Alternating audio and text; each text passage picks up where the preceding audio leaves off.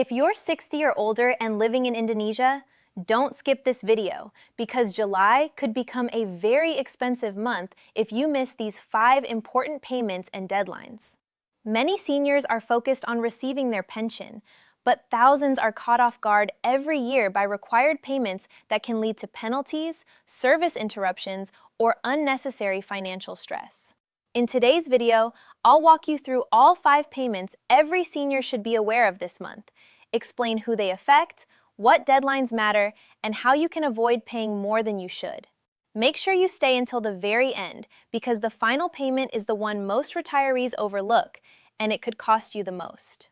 And if you're a BPJS pension recipient or a retiree in Indonesia who wants trusted updates on BPJS pension payments, pension policy changes, retirement benefits, and the latest pension news, subscribe now and turn on the notification bell. This channel is dedicated to keeping Indonesian seniors informed, protected, and one step ahead every month. Jika kamu sudah berusia di atas 60 tahun, atau mungkin kamu sedang merawat orang tua atau kerabat yang sudah memasuki usia senja, maka video ini wajib kamu tonton sampai habis. Bukan karena kami ingin menakut-nakutimu, tapi karena ada sesuatu yang sangat nyata, sangat penting, dan sangat sering diabaikan oleh jutaan lansia di Indonesia setiap tahunnya. Dan itu bisa berdampak besar pada kondisi keuangan, kesehatan, bahkan ketenangan hidup mereka. Juli sudah tiba, dan di bulan ini ada 5 pembayaran yang tidak boleh sampai terlewat oleh siapapun yang berusia 60 tahun ke atas. Kalau kamu melewatkan salah satu saja, konsekuensinya bisa jauh lebih berat dari yang kamu bayangkan. Mungkin kamu berpikir, aku sudah tua, sudah pensiun, urusan bayar-membayar sudah beres. Tapi tunggu dulu, justru disinilah banyak orang terjebak. Ketika kita pensiun, kita merasa bahwa beban finansial berkurang. Tapi kenyataannya, ada jenis-jenis kewajiban tertentu yang justru semakin kritis saat kita memasuki usia lanjut. Kewajiban yang kalau tidak dipenuhi tepat waktu, bisa menghancurkan tabungan yang sudah susah payah dikumpulkan selama puluhan tahun. Dan ironisnya, kebanyakan dari kewajiban ini bukan hal yang baru. Kamu sudah tahu soal ini. Tapi mungkin selama ini kamu tidak pernah benar-benar sadar betapa seriusnya konsekuensi kalau kamu telat atau malah lupa sama sekali. Mari kita mulai dari yang pertama, yang mungkin paling mengejutkan. Iuran BPJS Kesehatan. Ya, kamu tidak salah dengar. Di bulan Juli ini, banyak lansia yang tanpa sadar membiarkan status BPJS mereka menjadi tidak aktif karena telat bayar hanya beberapa hari saja. Dan begitu status BPJS tidak aktif, kamu tidak bisa langsung menggunakannya untuk berobat. Ada masa tunggu yang harus dijalani. Coba bayangkan, kamu tiba-tiba jatuh sakit, perlu masuk rumah sakit, tapi kartu BPJS-mu tidak bisa digunakan karena sudah tidak aktif. Kamu harus membayar sendiri biaya pengobatan yang bisa mencapai puluhan juta rupiah. Bagi seorang pensiunan, ini bisa menjadi bencana finansial yang sungguh-sungguh menghancurkan. Apalagi di usia 60-an ke atas, kebutuhan layanan kesehatan meningkat drastis. Tekanan darah, jantung, diabetes, asam urat, semua ini butuh pemantauan rutin dan pengobatan yang tidak murah.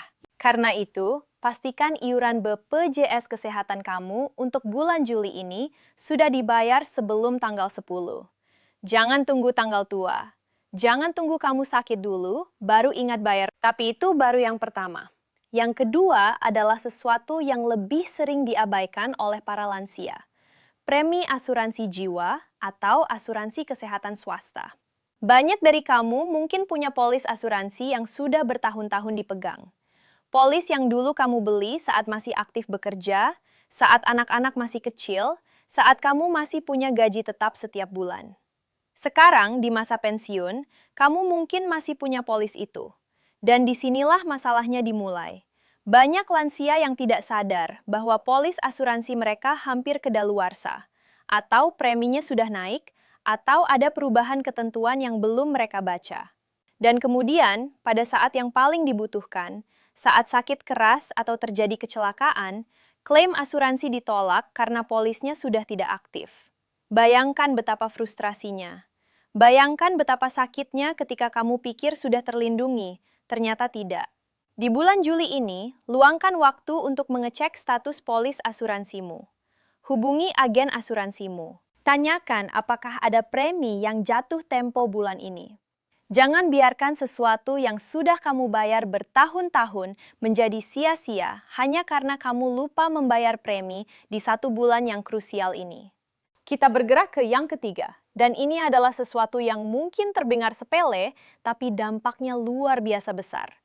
Pajak bumi dan bangunan, atau yang kita kenal sebagai PBB. Di banyak daerah di Indonesia, jatuh tempo PBB adalah sekitar bulan Juli atau Agustus.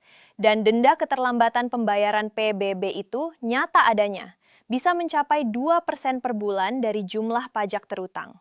Mungkin terdengar kecil, tapi coba hitung. Kalau nilai PBB-mu 5 juta rupiah, denda 2% itu berarti 100 ribu rupiah per bulan. Kalau kamu telat setahun, itu sudah 1,2 juta rupiah yang hilang begitu saja hanya karena lupa bayar. Dan bagi seorang pensiunan yang hidup dari dana pensiun yang terbatas, setiap rupiah sangat berarti. Selain itu, menunggak PBB terlalu lama bisa berujung pada masalah hukum yang jauh lebih serius. Rumah atau tanah yang sudah kamu miliki puluhan tahun bisa menjadi sengketa hanya karena kelalaian administrasi yang seharusnya bisa dihindari. Periksa SPPT-PBB-mu sekarang. Kalau kamu tidak tahu cara membacanya, minta bantuan anak atau cucu. Yang penting, bayar sebelum jatuh tempo. Nah, yang keempat ini mungkin yang paling mengejutkan dari semuanya. Dan saya ingin kamu benar-benar mendengarkan bagian ini. Yang keempat adalah cicilan atau tagihan kartu kredit. Tunggu dulu, mungkin kamu berpikir, saya sudah tua, saya tidak punya kartu kredit. Tapi data menunjukkan bahwa banyak lansia di atas 60 tahun yang masih aktif menggunakan kartu kredit. Baik itu kartu mereka sendiri maupun kartu yang digunakan bersama pasangan atau anak. Dan disinilah bahayanya. Bunga kartu kredit di Indonesia bisa mencapai 2,25% per bulan atau sekitar 27% per tahun. Kalau kamu punya tagihan 10 juta rupiah dan hanya membayar minimum payment, bunga yang menumpuk bisa membuat tagihanmu tidak pernah lunas. Lebih parah lagi, banyak pensiunan yang tidak menyadari bahwa mereka punya tagihan kartu kredit yang terus berbunga karena lupa atau tidak sempat memantau. Di bulan Juli ini, cek semua tagihan kartu kreditmu. Bayar lunas kalau bisa. Kalau tidak bisa lunas, bayar sebanyak mungkin di atas minimum payment. Dan yang terpenting, jangan tambah utang baru di kartu kredit untuk hal-hal yang tidak mendesak. Dan yang kelima, ini adalah yang paling sering diremehkan, tapi bisa jadi yang paling berdampak jangka panjang, adalah kontribusi atau iuran dana pensiun tambahan jika kamu masih punya. Banyak orang yang bekerja di sektor formal punya lebih dari satu produk pensiun. Ada BPJS Ketenagakerjaan, ada dana pensiun dari perusahaan, ada juga produk tabungan pensiun dari bank atau asuransi. Dan seringkali, ketika seseorang sudah memasuki masa pensiun atau mendekati usia 60, mereka mulai lalai memantau produk-produk ini. Apakah iurannya masih berjalan? Apakah ada kontribusi yang harus dilakukan secara manual? Apakah ada formulir yang perlu diperbarui? Apakah ada perubahan nomor rekening atau data pribadi yang belum diperbarui di sistem mereka?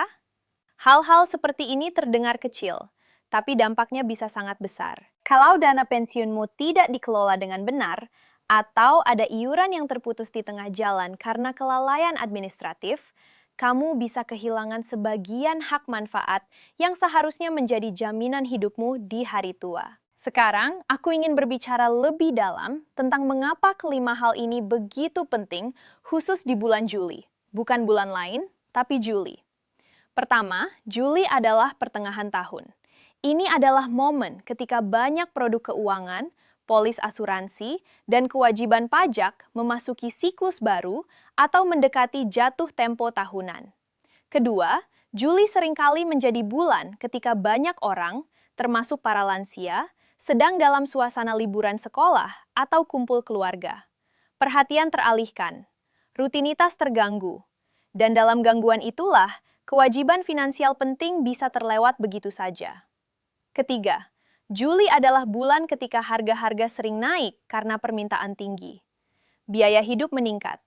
Dan kalau di tengah kenaikan biaya hidup ini, kamu juga harus membayar denda keterlambatan atau menanggung bunga yang seharusnya tidak ada, itu adalah beban ganda yang tidak perlu kamu pikul. Ada satu hal yang ingin aku sampaikan dengan sangat serius di sini. Dan aku harap kamu bisa menyampaikan ini juga kepada orang tua, kakek, nenek, atau siapapun yang kamu cintai yang sudah berusia lanjut.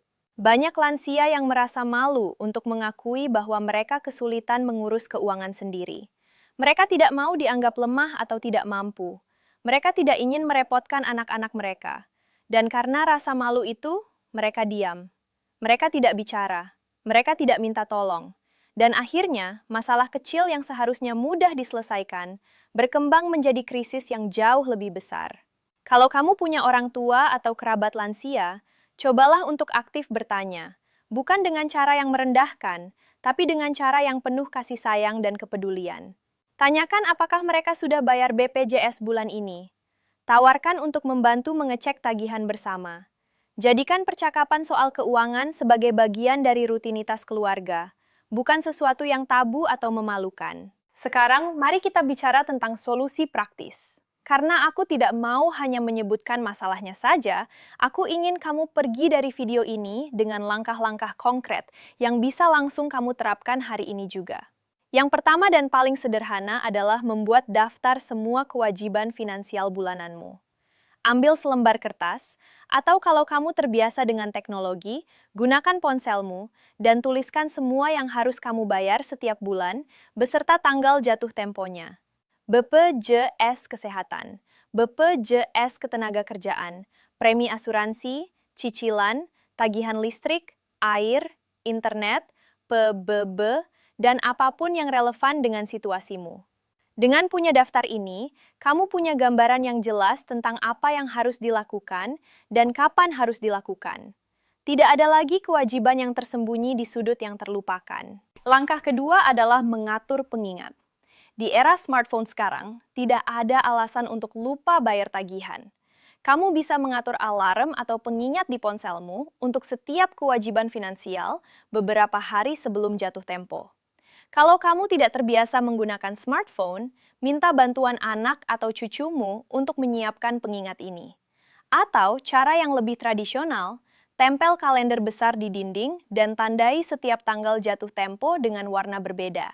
Merah untuk yang paling penting dan mendesak, kuning untuk yang menengah, hijau untuk yang bisa ditunda sedikit. Dengan cara visual seperti ini, kamu akan selalu ingat apa yang perlu dilakukan tanpa harus mengandalkan ingatan semata. Langkah ketiga, dan ini sangat penting, terutama bagi kamu yang tinggal sendiri atau jauh dari keluarga, adalah memanfaatkan fitur auto debit atau autopay. Hampir semua bank sekarang memiliki fitur ini. Kamu bisa mendaftarkan tagihan BPJS, listrik, air, internet, dan bahkan premi asuransi untuk dibayar secara otomatis dari rekeningmu setiap bulan pada tanggal yang sudah ditentukan. Kamu tidak perlu ingat, tidak perlu antri, tidak perlu khawatir telat. Sistem yang bekerja untukmu. Tentu saja, pastikan saldo rekeningmu selalu cukup. Tapi, selama itu terpenuhi, auto debit adalah cara paling efektif untuk memastikan tidak ada kewajiban finansial yang terlewat. Langkah keempat adalah melakukan audit keuangan 3 bulan sekali. Ini mungkin terdengar formal, tapi pada dasarnya sangat sederhana. Setiap 3 bulan, misalnya di bulan Januari, April, Juli, dan Oktober, luangkan waktu 1 jam untuk memeriksa kondisi keuanganmu secara menyeluruh. Cek apakah ada polis yang perlu diperbarui. Cek apakah ada tagihan yang tiba-tiba naik. Cek apakah dana darurat masih memadai. Cek apakah ada perubahan dalam kondisi kesehatanmu yang mungkin memengaruhi kebutuhan asuransimu. Dengan melakukan ini secara rutin, kamu bisa menangkap masalah sebelum ia menjadi krisis. Kamu bisa menyesuaikan pengeluaran sebelum terlambat. Dan yang terpenting, kamu bisa menjalani hari-hari dengan ketenangan pikiran, karena kamu tahu kondisi keuanganmu, bukan menebak-nebak. Ada satu topik lagi yang ingin aku angkat, dan ini mungkin sedikit sensitif, tapi sangat penting. Di usia 60-an ke atas, salah satu ancaman finansial terbesar yang sering dialami para lansia adalah penipuan. penipuan berkedok investasi, penipuan berkedok hadiah undian, penipuan berkedok pinjaman murah, bahkan penipuan yang dilakukan oleh orang-orang yang berpura-pura menjadi petugas BPJS atau petugas bank. Penipu-penipu ini sengaja menarget para lansia karena mereka tahu bahwa lansia seringkali memiliki tabungan yang cukup besar, tapi mungkin tidak terlalu melek terhadap modus penipuan terbaru. Jadi di bulan Juli ini dan di setiap bulan setelahnya, ingatlah selalu, jangan pernah memberikan informasi pribadi seperti nomor KTP, nomor rekening, PIN, atau kata sandi kepada siapapun yang menghubungimu melalui telepon, SMS, atau pesan WhatsApp, meski mereka mengaku dari instansi resmi. Lembaga resmi tidak akan pernah meminta informasi sensitif melalui jalur-jalur itu. Kalau ada yang mencurigakan, segera hubungi anggota keluarga yang kamu percaya sebelum mengambil tindakan apapun. Aku juga ingin berbicara sejenak tentang pentingnya memiliki seseorang yang dipercaya untuk mengelola keuanganmu, bukan untuk mengambil alih kendalimu, tapi untuk menjadi mitra. Di usia lanjut, sangat wajar jika kemampuan kita untuk memantau berbagai kewajiban finansial mulai menurun. Bukan karena kita bodoh, justru sebaliknya, kita sudah sangat berpengalaman. Tapi karena memori jangka pendek bisa melemah seiring bertambahnya usia, karena ada kalanya kita sakit dan tidak bisa mengurus hal-hal administratif sendiri, karena terkadang ada situasi darurat yang membuat kita perlu orang lain untuk bertindak atas nama kita. Bicarakan hal ini dengan pasangan hidupmu, dengan anak-anakmu, atau dengan orang yang benar-benar kamu percaya. Buat kesepakatan yang jelas tentang siapa yang bertanggung jawab atas apa. Pertimbangkan untuk membuat surat kuasa yang sah secara hukum, agar kalau suatu saat kamu tidak bisa mengurus sendiri, ada orang yang bisa bertindak secara legal untuk membantu. Sebelum kita mendekati akhir video ini, aku ingin mengajak kamu untuk sejenak merefleksikan sesuatu yang lebih dalam dari sekedar tagihan dan pembayaran. Kita bicara tentang ketenangan pikiran. Kita bicara tentang kemampuan untuk menikmati masa tua tanpa dihantui kekhawatiran finansial yang seharusnya sudah bisa diselesaikan. Kamu sudah bekerja keras selama puluhan tahun. Kamu sudah membesarkan keluarga, membayar pajak, membangun kehidupan yang layak. Kamu berhak untuk menikmati masa pensiun dengan tenang, dengan damai, dengan rasa aman. Dan ketenangan itu tidak datang begitu saja. Ia dibangun dari kebiasaan-kebiasaan kecil yang konsisten, termasuk kebiasaan mengelola kewajiban finansial dengan tertib dan tepat waktu. Bulan Juli ini adalah kesempatanmu. Bukan untuk panik, bukan untuk merasa kewalahan, tapi untuk mengambil langkah kecil yang bermakna besar. Bayar iuran BPJS Kesehatanmu sekarang. Cek polis asuransimu minggu ini. Lunasi atau minimalkan tagihan kartu kreditmu sebelum tanggal jatuh tempo. Bayar PBB-mu sebelum didenda. Dan audit dana pensiunmu agar kamu tahu persis apa yang kamu miliki dan bagaimana kondisinya. 5 langkah ini, dilakukan dengan konsisten, bisa menjadi perbedaan antara masa tua yang tenang dan masa tua yang penuh tekanan. Aku tahu bahwa tidak semua orang dalam kondisi finansial yang mudah. Ada yang sudah pensiun dengan dana yang cukup, ada yang masih harus berjuang keras setiap bulan. Kalau kamu termasuk yang sedang dalam kesulitan finansial di usia lanjut, pertama-tama kamu tidak sendirian. Ada jutaan orang di posisi yang sama. Dan ada sumber daya yang bisa membantu. Program bantuan sosial pemerintah seperti program Keluarga Harapan, bantuan dari BPJS Kesehatan untuk peserta tidak mampu, program subsidi dari pemerintah daerah, semua ini ada dan bisa diakses. Jangan ragu untuk mencari tahu hak-hakmu. Jangan ragu untuk meminta bantuan dari petugas kelurahan atau puskesmas yang bisa membimbingmu mengakses program-program ini. Kamu berhak mendapatkan bantuan, dan mengaksesnya bukan berarti kamu lemah. Itu berarti kamu cerdas. Sebelum kamu menutup video ini, aku minta satu hal dari kamu. Satu hal yang sangat sederhana, tapi bisa membuat perbedaan besar. Bagikan video ini. Kirimkan ke grup WhatsApp keluargamu. Kirimkan ke teman-temanmu yang sudah pensiun. Kirimkan ke orang tuamu, ke pamanmu, ke tetanggamu yang sudah berusia lanjut. Karena mungkin di antara orang-orang yang kamu kenal, ada yang saat ini sedang dalam bahaya.